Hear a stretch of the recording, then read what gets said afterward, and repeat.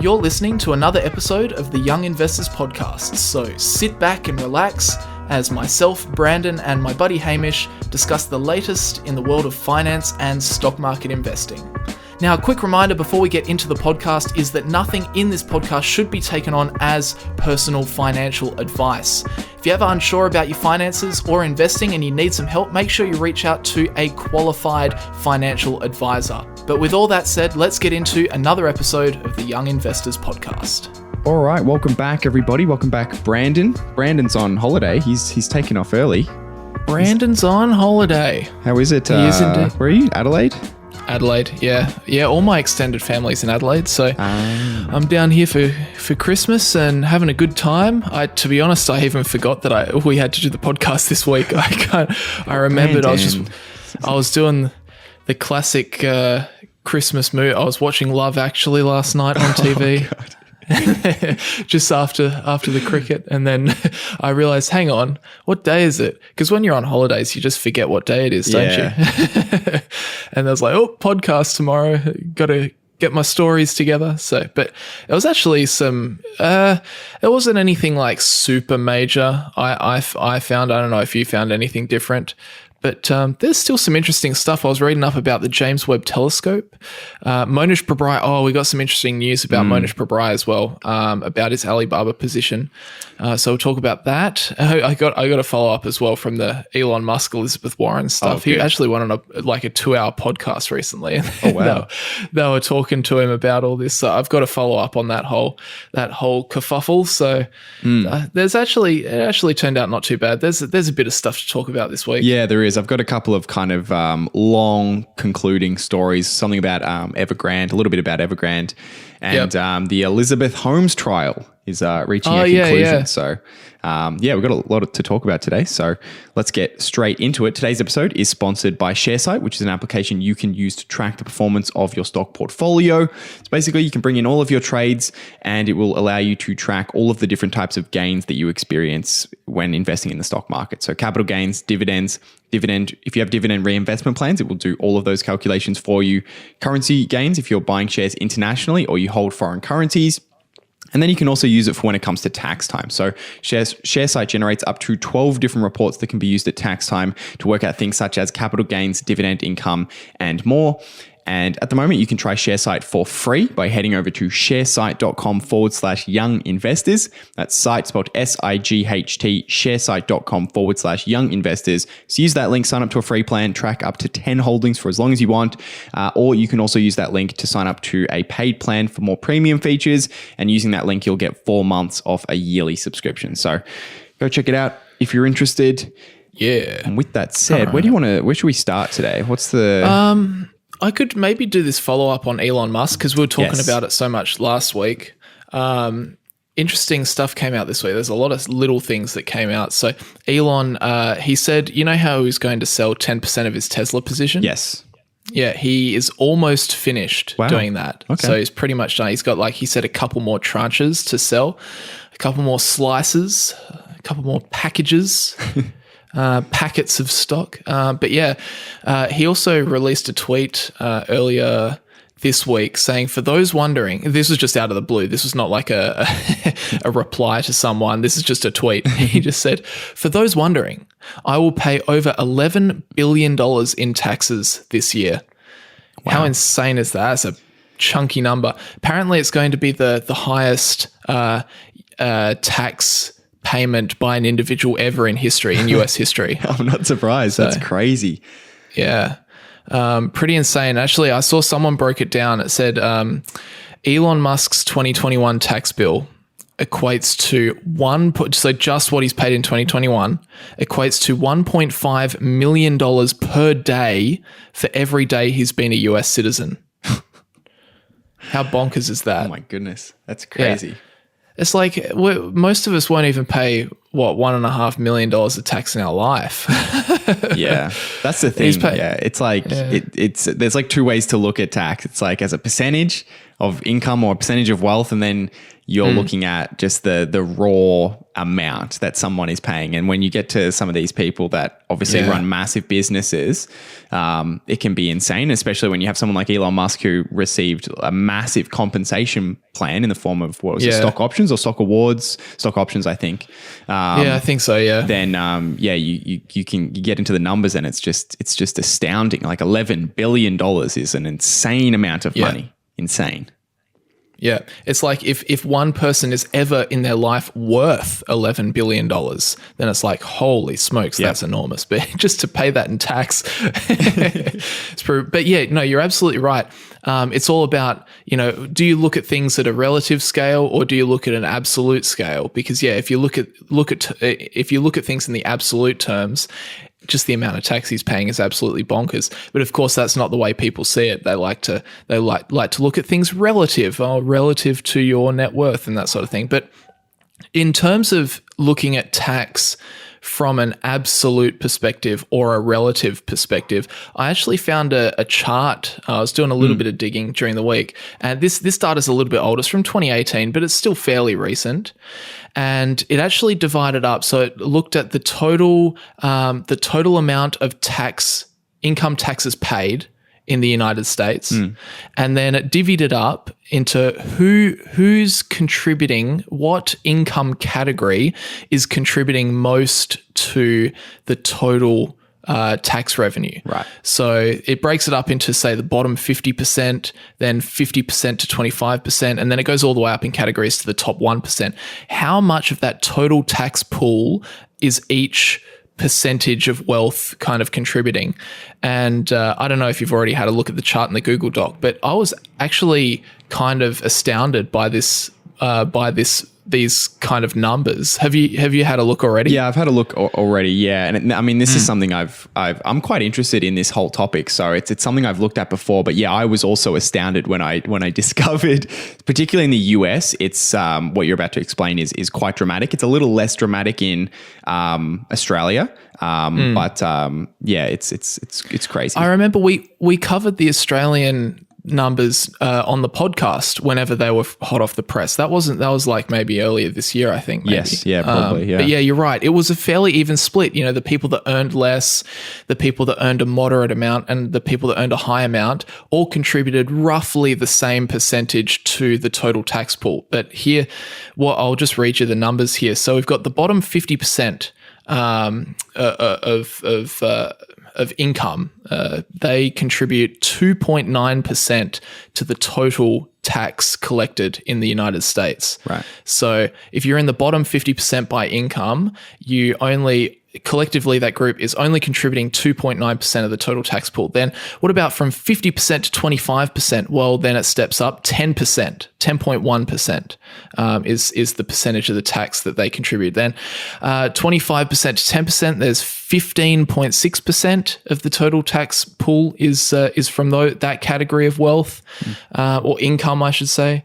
10% to 5% this is so confusing, all these percentages. 10% to 5%, they contribute 11.1% of the total tax. Then the 5% to 1% category, they contribute 20.2% of the total tax pool. Excuse me, my voice is going already. And then we get to the top 1% of income earners in the States. So just the top 1% of income earners, they generate 40.1% of that income tax pool. Yeah. How crazy is that? Yeah, it is crazy. And that is how the chart, the exact percentages can differ, but that's how the chart should look, right? Like you should have progressive tax system. Yeah, you should have the tax burden being on people who make the most money. I think that's how it works in most countries. And it makes sense. You want to ease the tax burden on people who don't make a lot of money and have a redistributive effect, where people who have huge amounts of excess wealth and excess income can some of that money can kind of come back down in social services and healthcare and that sort of thing. So it makes sense, but it is astounding that 40% is paid by 1%, which is the crazy. top 1%. Yeah, it's insane. This chart definitely put things in perspective, because it's just a classic kind of political narrative, isn't it? That politicians these days like to target the 1% and kind of make their parties and their policies seem like they're all for, the middle class, and usually the middle class just naturally hates the ultra wealthy because they've got a lot more money than they do. But it is interesting to see that the top 1% are contributing 40.1% of that total amount of tax gained. I mean, this was in 2018, but I imagine it wouldn't have changed all that much. And then the 5% to the 1% is the second largest category at 20.1%. But I think it's I don't actually see. I think, like what you said just before, I think this is the way that it should be. Like, I'm kind of glad that the bottom 50% are only about 3% of that tax pool. Yeah, and then it kind of just rises up. But it does kind of make me realize, when you hear about people saying, "Oh, this tax system is broken," the top, the highest income earners need to pay more tax. Well, they already do. They contribute at least twice as much than any other income category. So yeah, it's kind of strange. It kind of puts things in perspective that actually they are doing a lot of the heavy lifting when it comes to raising tax revenue. Yeah, I think the thing that bothers me is just the broad generalizations that are just clearly not true. Like things like the rich don't pay tax. Like, that's clearly not true. But obviously, when you get into the nitty gritty, I mean, US tax in particular is incredibly complex, and there are many instances, where there are areas that are exploited by people who have a lot of money. So it's not, as if it's perfect and look at this chart. It's, the rich pay tax, everyone shut up. I think it's just the broad generalizations that people make, like Elizabeth Warren on Elon Musk saying, well, how about you pay tax? Well, it's like, that's just clearly not accurate at all. He pays a lot of tax. He paid the most amount of tax out of any US citizen ever. And just to come full circle back on the Elon thing, a follow-up to that Elizabeth Warren story specifically you were talking about last week. Elon this week went on a satire podcast called The Babylon Bee, which is kind of like, I think they publish satire articles, kind of like The Onion, I think. Right. If you've heard of that. Yep. Where he said, this is Elon talking now, if people could die by irony, Elizabeth Warren would be dead. It's kind of funny. He noted that Elizabeth Warren calls people like Elon freeloaders and grifters that avoid tax, but it actually turns out that she pays almost no tax herself. She actually pays basically no tax at all, and of course her salary is paid for by the government, which is paid for by the taxpayer. So Elon was just pointing out these inconvenient truths, which I found kind of funny. I saw someone posted one of her campaign ads that popped up on their Facebook feed recently. And it was just so ironic. The whole ad was talking about, Elon being a freeloader, and then it had a button on the ad asking people to chip in $10 for the cause. Dear, oh dear. It's just it's funny. It's like, how can you not look at that ad and not see the irony in that? Oh man. Yeah. Anyway, it's, I find it a very fascinating topic. It's extremely complex. And then, most of what you hear on the topic is extremely broad and is just incorrect. So it is interesting to kind of look into the ways in which businesses and individuals use tax laws to their benefit, and whether those things should exist, and even if there are ways that we can fix those things. I mean, I think we spoke about briefly last week how if you have a lot of assets, you can borrow against those assets, and if you borrow money, you're not paying tax on the money that you've borrowed. So people who have a lot of assets have this amazing ability to basically draw out money of their assets. And I don't think there's a obvious solution to fixing that, because of course you don't want people to be paying tax on loans. That doesn't make any sense generally.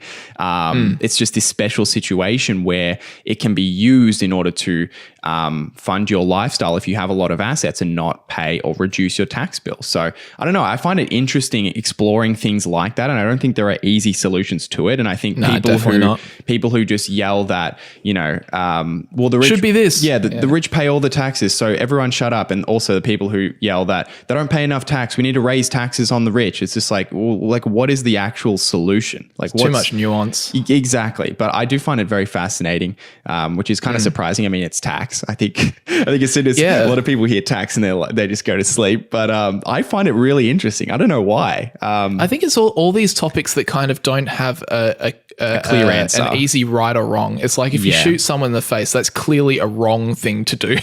Really? But when it comes, you'd be surprised, Hamish. I need to teach you a couple things after this podcast, mate. But yeah, it's like this. There's a lot of nuance. There's some areas where it works, some areas where it doesn't, and everyone's got an opinion on it too. So it does make for interesting kind of headlines and discussions and that sort of thing. Yeah. But, yeah.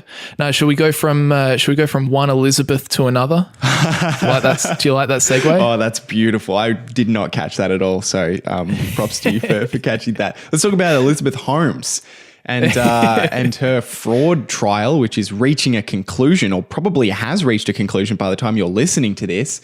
So we're kind of a little bit in the dark around it. But Holmes, of course, can I have a recap, please? Can I have a recap on what's happened? I've forgotten. Oh yeah, I mean, this trial's been going on for months, which is it's been a long trial. But Elizabeth Holmes, of course, is the founder of Theranos, which is a company that developed a blood testing device that dramatically reduced the cost and time involved in testing blood samples. There's a little catch though. It was a complete fraud. It didn't work. So it didn't work. Well, it's allegedly a complete fraud. Right. Of course, according to people familiar with the matter. Exactly right. But Holmes has been on trial for the past few months. She's on trial for, I believe, 11 counts of wire fraud. So that's just money-related fraud, and fraud is just deceiving people to get money. And 1 count of conspiracy to commit wire fraud. So the state has argued that she intentionally defrauded investors by lying about what the technology could do.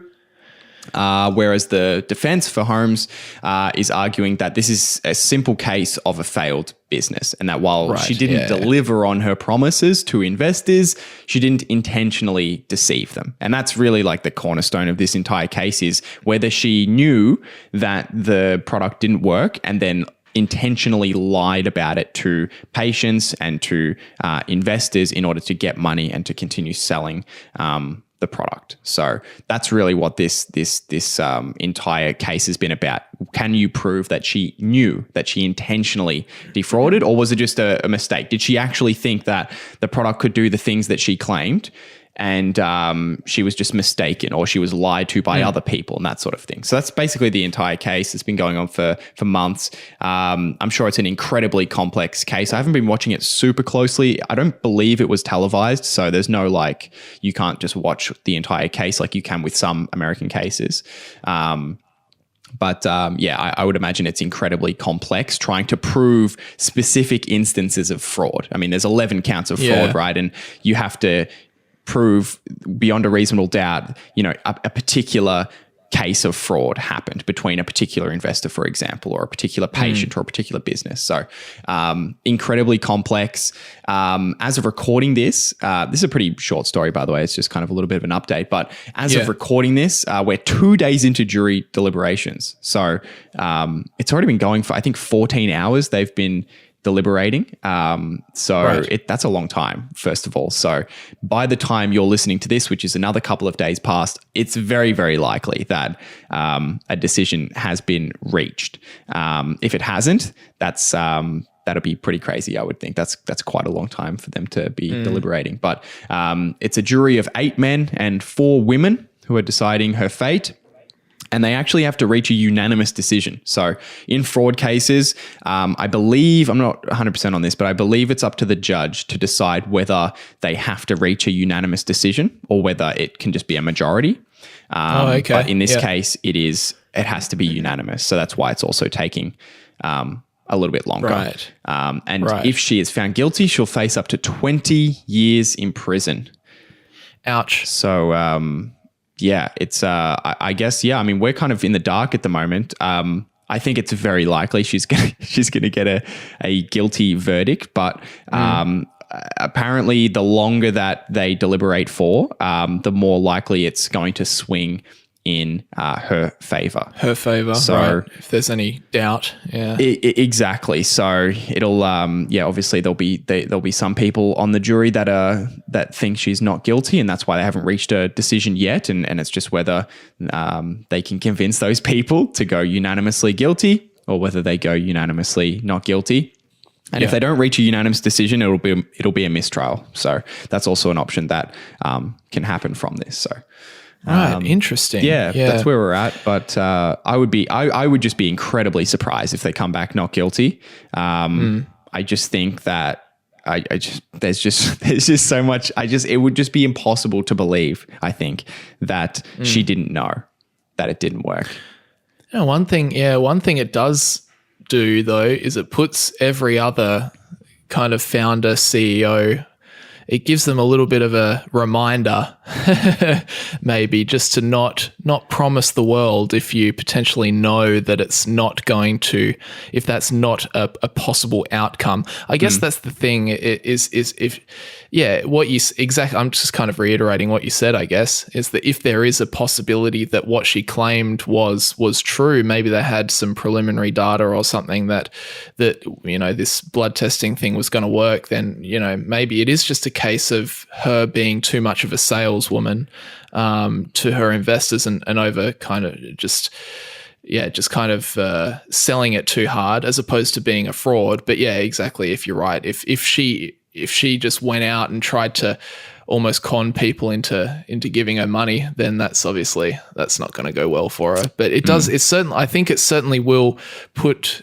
I mean, all CEOs, I think, to some extent, you have to find one that's very good, but all CEOs generally are salesmen, saleswomen a little bit. There's obviously exceptions, like Warren Buffett, but generally speaking, they are. So I think this will kind of, if anything, it will make CEOs, spokespeople, whatever, just be a little bit more cautious in what they claim or how they sell their company to investors, which I think, generally that will be a good thing. Yeah. And I mean, God, on the flip side of that, if she's found not guilty, I mean, this is probably, the case is one of the biggest, gross examples of what a company should not do. Regardless of what the outcome is, she should have known. Is the position. If she didn't know, she should have known. She should have before the company got to the size that it did, and where I think they were using it in the military,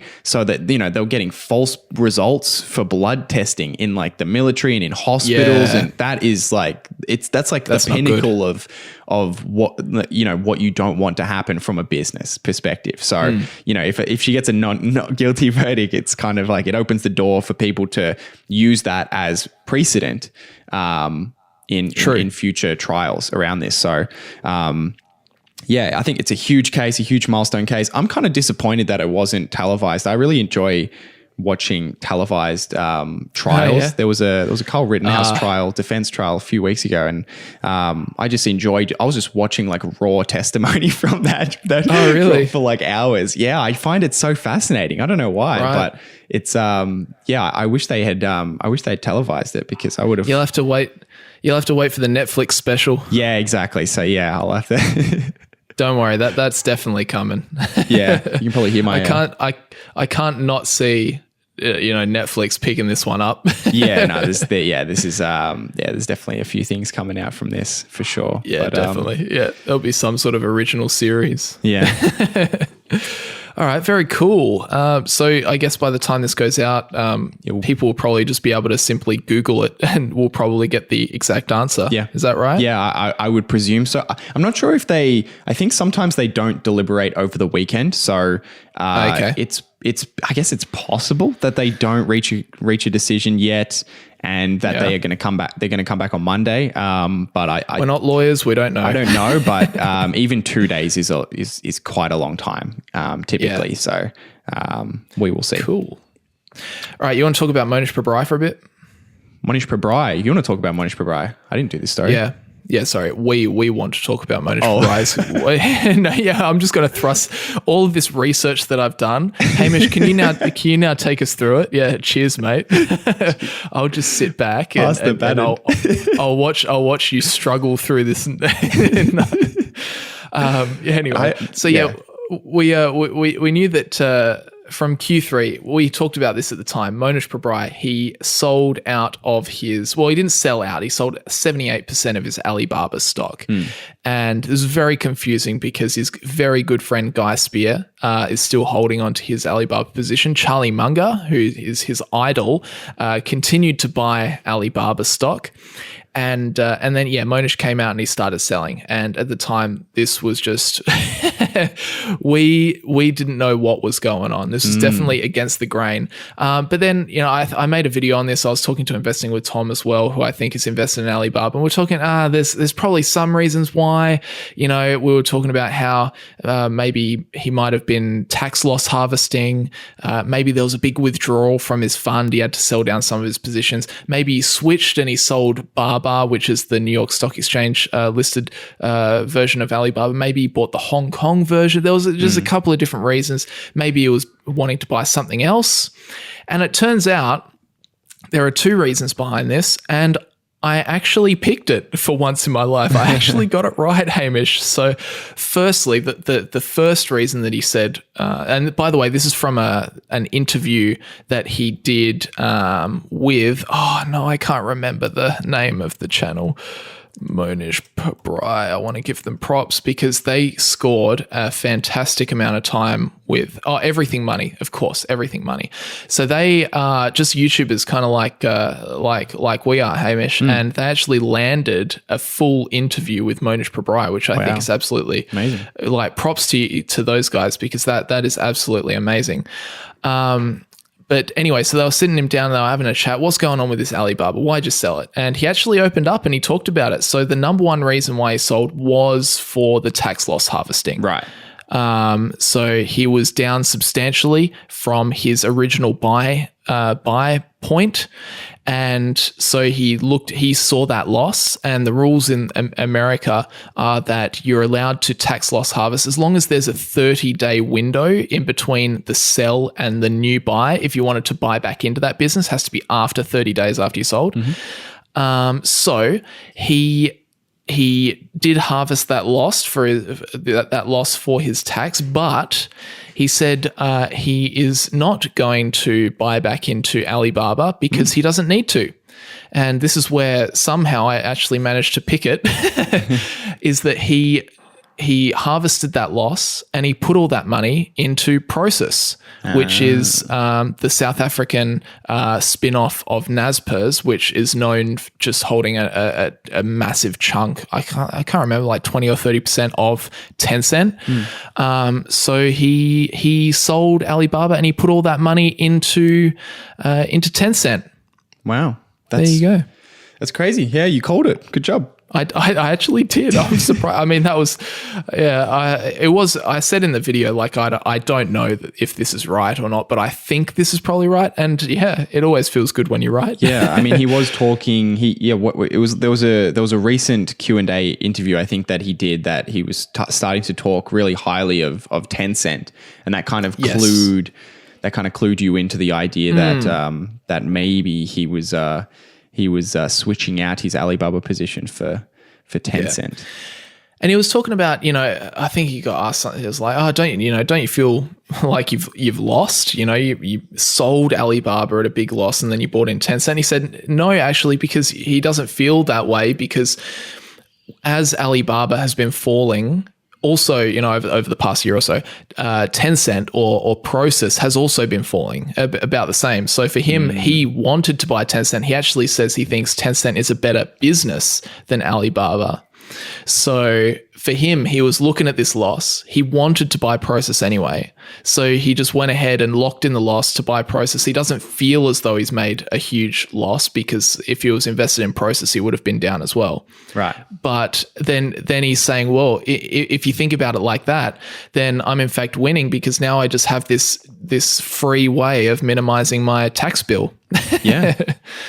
So So yeah, there you go. So he's sold out of Alibaba, and he doesn't think he'll buy back in. It's not that he doesn't think it's a great business. He still does think it's a good business, and he says as much in this interview. But for him, he just he wanted to buy Tencent, and he actually said in hindsight he should have been more aggressive in buying this process. He should have locked in more losses, sold more of his other positions just to be able to buy into Tencent, which I think was interesting. And so that was really the big news that kind of perked my ears up. And then the rest of the video, he kind of goes on to talk about, why he likes Tencent over, say, Alibaba or over any other business. Because I think that's his favorite stock right now is Tencent. He really loves it. And I think we've spoken about this previously, so I won't harp on about it too much. But for him, he kind of categorizes there's two parts of Tencent's business. There's like the software engineers, and then there's the digital Warren Buffetts. So he essentially, the software engineers just get directed wherever they need to be. So at the moment they're pointed at chat and video games, and that's what they work on. And this part of their business, Monish says, compounds at about 60% annually. Wow. And then so that the management tries to give as much money, obviously, to the software part of the business, and then when that software business can't take any more money, then he turns around to these digital Warren Buffetts that make investments in technology companies and growing tech, that sort of thing. And then that side of the business makes about 30% returns. Wow. Which is just ridiculous. I actually haven't gone in yet and actually done those numbers, but of course I trust Monish. He's a much smarter investor than I am. That's for damn sure. Yeah.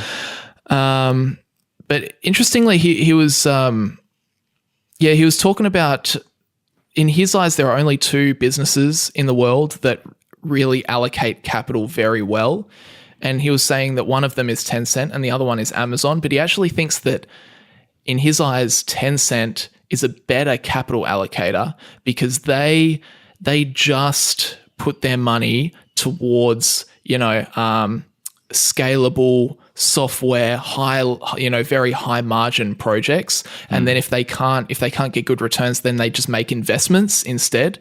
They give the money to this series of digital Warren Buffetts who are just able to invest it. So I guess, again, high margin. But yeah, he was talking about, if you look at Amazon, their business strategy is a little bit different. They're more of a holistic approach with their e-commerce, but being a holistic approach to e-commerce, it also means they spend a lot of their capital in lower margin parts of the process, like, for instance, the warehousing and the delivery, all the delivery drivers and the vans and that sort of stuff, which gives them great control over the experience and it helps them improve the customer experience. But at the same time, it doesn't give them quite as high returns as what they could get. Whereas a business like Tencent, it's just they're just putting money towards software engineers and they can just do whatever. If the video game business dies out, they can make more social media apps or vice versa. It's like Monish was saying that they were working hard on making video games for China. And obviously the Chinese government's cracking down on video games in China. So instead of being like, crap, we're finished, they just take all the engineering talent, say, okay, we're now no longer making games for China, we're making games for the international market. So let's go. And then like, all right, we'll just tweak our business, restructure the engineers, and off we go. So yeah, that's the kind of business you would want. If it's a Chinese business that, has these added risks of that the government could come in and impose these restrictions on certain areas, like video games, for example, like you just mentioned. So that's the kind of business that you would want. Flexibility. One that can just pivot away into some other kind of software, an area that may have less regulation, for example. And exactly. And that's an interesting perspective that I hadn't thought of. Yeah. Tencent's not look, for me personally, I'm not Tencent, Alibaba. They're obviously, I think, great businesses, but it's same kind of principles apply, I think, for me in terms of uncertainty. But very, very interesting to see him make that move. I'll have to. I've looked into Alibaba more than Tencent, so maybe I can. I speak as though I know what I'm talking about with Tencent, but I'm really just relaying what Monish is saying. I personally haven't done the digging yet. What he says makes sense, and you can look at some of the just basic financials, and you're okay, yeah, this makes sense, but yeah, I haven't actually gone and taken the time to actually understand it myself. But yeah, very, very interesting. And he's an investor that I definitely look up to, so I definitely believe what he says. He doesn't just say things just to try and float his boat or pump his stock or anything like that. Yeah. But yeah, very, very interesting. But there we go. We have a conclusion on that story. That is why Monish Pabrai sold Alibaba, a bit of tax loss harvesting, and also to transfer that money over into Prosus. And from which, yeah. Sorry, you go. All I was going to say was from one well-managed business to one very mismanaged business. segue. We're strong on the segues today. Yeah, I was trying my best to figure out a way to get to this Evergrande story. Evergrande. we haven't spoken about them since for a couple of weeks, but they defaulted. Really? They went into default. So Evergrande. So are they cooked? Is there some secret escape road? I don't know. I guess you're about to tell us. Yeah, well, I'm about to jump right into it. Let's just jump into it. Let's get straight into it. So Evergrande, of course, is the world's most indebted property developer. They had or have still $300 billion worth of liabilities, and earlier this month they finally defaulted. So we'd spoken about Evergrande a number of times on the podcast, and that's because over the past few months they've been scrambling to find cash to make various interest payments. So for a while we were talking about will they make this payment, and then the next week would roll around and they're like, yes, they just made the payment, and that was kind of the story week after week during October and November, and of course earlier in the year as well. And each time they kind of just barely got the money in time. They had these, all of these kind of payments have 30-day grace periods. So they would miss these payments, and then they would start this 30-day timer where if they don't make the payment in that period, they will default. But they would always be making the payment on like day 29 or day 28 or something like that. So they were cutting it fine, weren't they? They were really, really waiting to the last minute to make some of these payments. And these payments were, relatively small. I mean, 80 million, 120 million, 40 million. And that's, relative to, they've taken on 300 billion. So, these are tiny amounts of money that they couldn't kind of scrape together. I think Patrick Boyle, who has a YouTube channel and has done an amazing breakdown of this.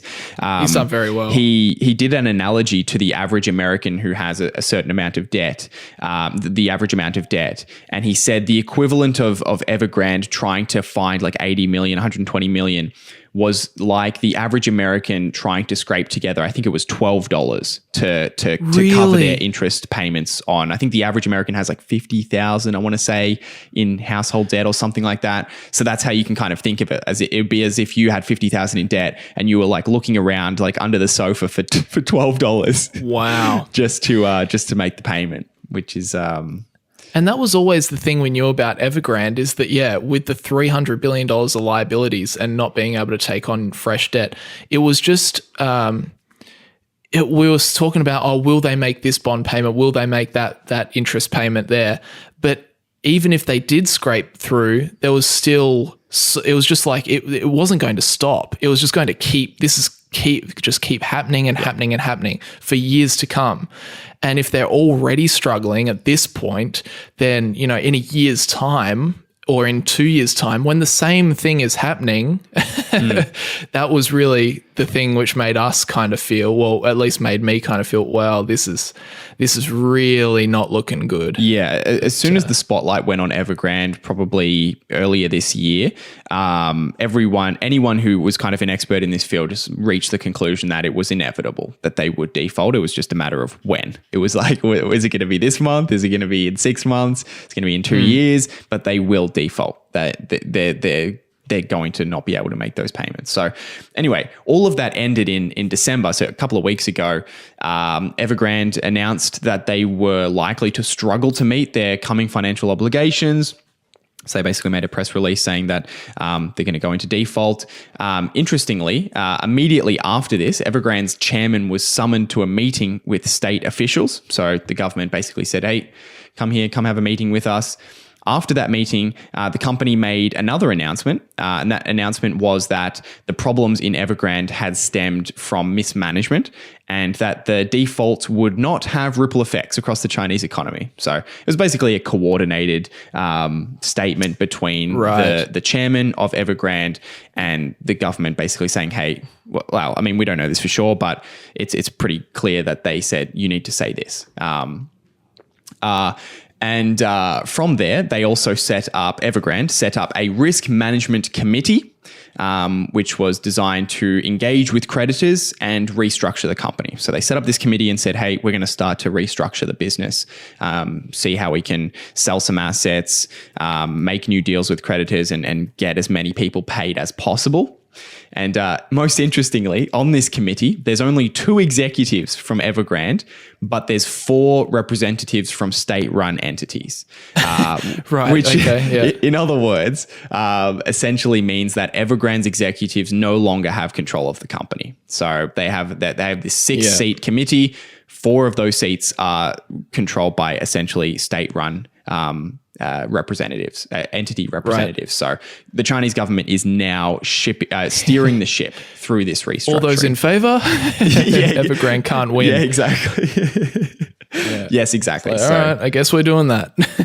Yeah. And as I mentioned, I'm getting a lot of this from Patrick Boyle. He did a great breakdown over a number of videos about the ongoing story around Evergrande. So I'd highly recommend you check out his channel.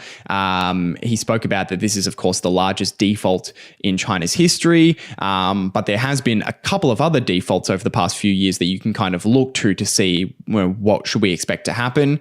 But with that said, I think China only introduced bankruptcy law in 2007, and since then there's only been about 100 companies in China that have even gone through bankruptcy proceedings. So this is very much uncharted territory. This is we don't really have a whole lot of precedent as to what the government will do.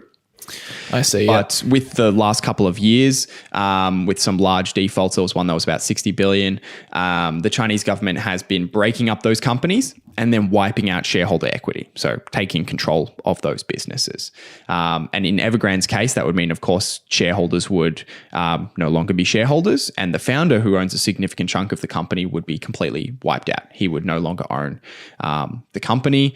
So it's very likely that Evergrande will be taken over by the state and that its unfinished development projects will be completed by state-run developers. So there's a number of state-run businesses in China, a lot of state-run businesses. So within that, there's a lot of state-run developers that will likely be taking on the projects that are not finished. I think there was, I can't remember the exact number. It was a crazy amount of developments, 1.2 million residencies or something that are unfinished that will need to be taken over. So it's kind of a developing story at the moment. I think we spoke about this last time, but the big kind of word around this situation is contagion. Will this spread into other property developers, and then will it actually spread further into the Chinese economy, into other areas? And then beyond that, will it spread globally? Will this cause a global collapse, like the housing market collapse in the US caused a global financial crisis? So that's kind of the big question mark at the moment. And the biggest concern here, as I said, so the biggest concern here is kind of how widespread this will go. There's other property developers that have been going into default. So Cassia Property, I think they're near default. I don't think they're actually in default yet, but they're a large property developer in China. But what I found kind of most interesting was, and Patrick Boyle spoke about this in his video, was one of the other big concerns around Evergrande's private loans and these kind of shadow creditors that they had, which I hadn't really heard much about at all.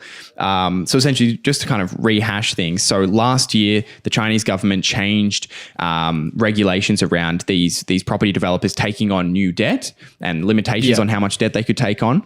And the result of that was that Evergrande couldn't get new debt to pay off their old debt like they had been for so long. And that's kind of what started this entire catastrophe. Yeah, that's why this is a problem. Exactly. But what they actually did after that law went through was they started getting doing deals with these shadow creditors. So instead of so they have kind of debt from secured creditors, which are like Chinese banks, for example. They have unsecured bonds, which are domestic and international, where they don't have claims on assets. But then they got even more desperate and they started taking on loans from local businesses. So things like hotels, pharmaceutical businesses. And the reason we know about this is because it comes up in some of the lawsuits that are going on at the moment, where some of these businesses are making claims on some of the money they lent to Evergrande.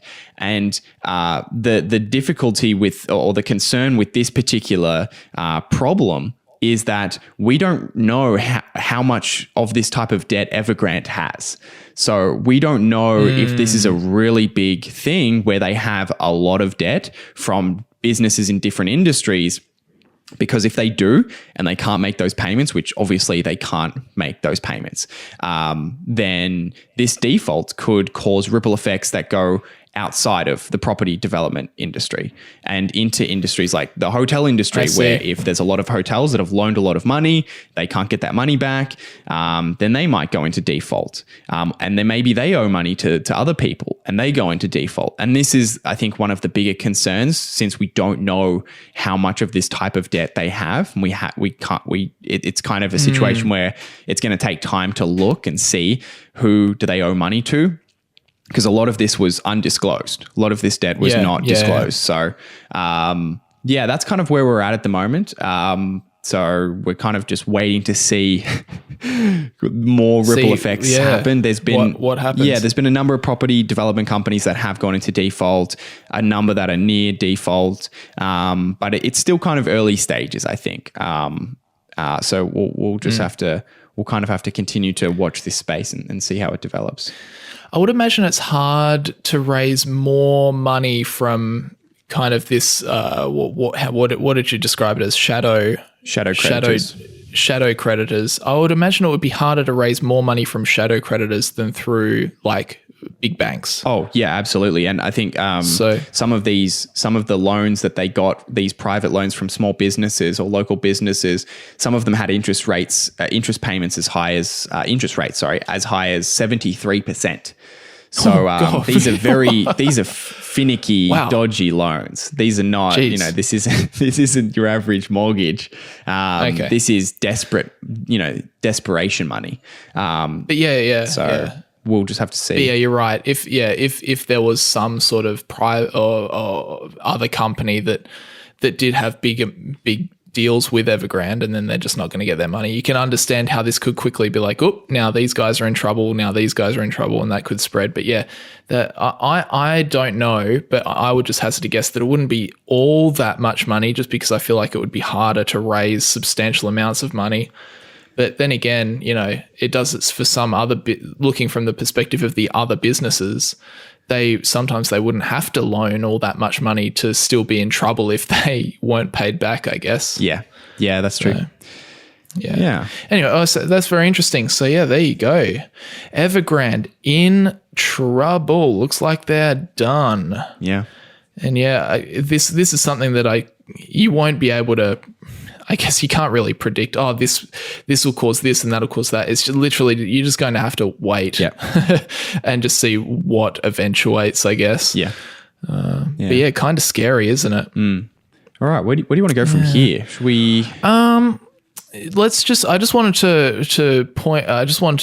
a little bit of digging on the James Webb Telescope. I'll just run through this very quickly. Very interesting. Aiming for launch on the 25th. So this has been getting into the news recently. So this is the successor telescope to the Hubble. So the James Webb Telescope captures, or the Hubble Telescope captures more visible light wavelengths, whereas this one is going to capture more infrared wavelengths. But one thing that was interesting, kind of make this circle back to something to do with investing and money and that sort of thing. This thing is costing NASA $10 billion. Whoa. It was funny because there were people like watching it being lifted up into the the air to be mounted on the rocket. And there would have been a lot of nervous people watching that happen, because it's also taken them I don't even know, decades to build this flippin' telescope. But I was interested when I saw this. This is obviously very interesting, and it's going to help further scientific research. But I was like, how do these things actually get funded? Because $10 billion, I don't even know what NASA's budget is, but that's a lot of money. So I actually had a look, and it turns out, so the James Webb Space Telescope is expected to cost NASA $9.7 billion over 24 years. Of that amount, $8.8 billion was spent on spacecraft development between 2003 and 2021. So this is not a cheap and dirty, quick put it together and send it up there kind of telescope. $861 million is planned to support 5 years of operations. Adjusted to inflation for 2020 dollars, the lifetime cost to NASA will be approximately $10.8 billion, but that's only NASA's portion. The European Space Agency provided the Ariane 5 launch vehicle and 2 of the 4 science instruments for an estimated cost of €700 million. The Canadian Space Agency contributed sensors and scientific instrumentation, which cost approximately 200 million Canadian dollars. But it's very interesting. I was kind of reading more. So this one seems like it's very much funded by the space agencies. Well, luckily, Elon Musk's payment of $11 billion is coming through. So exactly. So they can just shovel that right over to Elizabeth. Well, I mean to the satellite. Anyway, the Webb telescope was not always planned to be a mega project. It was originally estimated to cost $4.96 billion and launch in 2014. But serious mismanagement and under-resourcing during critical early planning phases caused the ambitious spacecraft to fall behind schedule. So after NASA restructured the project to launch in 2018, the total cost increased to $8.8 billion. In the intervening years, the program struggled to address serious technical problems, further delaying the launch to 2021. The final delay added yet another $1 billion to the total cost. So this is just so interesting. And this is classic, right? This is something that's built by funding from the government versus, you would never read something like this from SpaceX or some private company, where if it's delayed by 10 years, the company will cease to exist. Yeah. They will go bankrupt. Yeah, that's crazy. That is some serious mismanagement. Yeah, it's just classic, isn't it? Anything to do, and Elon actually talked about this in his podcast he just did, that we were talking about earlier. It's like anything to do with the government is automatically inefficient just by the fact that the government is a monopoly, and therefore, there is no pressure on them to succeed first time, to come in on budget. There's no pressure to do that because they're a monopoly. He describes government as a business, as the biggest business, and it has a monopoly. Yeah, and that's the right way to think about it. I mean, the government basically is a business, but that also has control over the rules that they play by. That's the right way to think about it. And there's, necessary areas for them to be participating, but there's clearly parts of the economy where, if you have extremely competitive environment with businesses competing for profits, then that is where great innovation comes from, and where products and services get cheaper and better for consumers. So yeah, it is interesting to watch things like this. Yeah, exactly. But interestingly, I wanted to look at, we were talking about all this, it's just costs has gone up and timeframes have been extended. Is it actually expensive? That's the question that I had. And it says here, in the same 2003 to 2026 period that NASA will spend $9.7 billion on Webb, on the Webb telescope, then the United States government will spend in total approximately $101 trillion. The James Webb Space Telescope accounts for 0.0095% of all spending during this period, the equivalent of setting aside a single penny out of $100 to answer fundamental questions about our cosmos. Yeah, and then it finishes here that most scientists believe this investment will be worth it. For comparison, the Hubble Space Telescope also suffered years of delays and billions of dollars in cost overruns, but is arguably the most successful space science project of all time. As of 2021, the program has produced over 18,000 peer-reviewed publications that have been cited more than 1 million times in scientific literature. It literally revealed new perspectives on the cosmos and is one of a handful of scientific projects to become a household name. Wow. Few, if any, people now wish that the Hubble had been cancelled during its troubled development period. Yeah, interesting. I know nothing about this. So is this a telescope that's in space? They launch it into space? Yeah. So the Hubble is in space. These massive telescopes, they get developed and then they get launched. This one is the Hubble is, I think, close enough to Earth that it can be tinkered with and fixed if things break or go faulty. This one that's going up is going to be too far away from Earth. I think it's still it'll orbit Earth, but it's too far away, and then it sits in space, and then they angle it and shoot at it and try and look at different parts of the galaxy. Wow. Very interesting. And many galaxies beyond ours. Wow. But yeah, it's very interesting. So yeah, that's kind of how this is getting funded, and I thought that was very relevant. It's coming up in the news at the moment. It's going to be launched at this moment. Of course, launch windows can open and close, so it might be different. But they're aiming for a Christmas launch on the 25th. Oh, beautiful. Wow. Beautiful. Actually, isn't that just a heartwarming story? That means a bunch of people have to work on Christmas. Exactly. It's the opposite of beautiful. I feel sorry for those. Yeah. All right. Anyway, should we? We'll try and squeeze in maybe one or two questions here at the end of this. Sorry, podcast. we are running over time here. Yeah, let's just do one or two. Yeah, let's see. Let's try and find something. Here's a nice short question. Just curious, what degrees did you study at university? Yeah, nothing to do with finance and economics, I can tell you that, as it probably comes across in our podcast sometimes. I studied physiotherapy.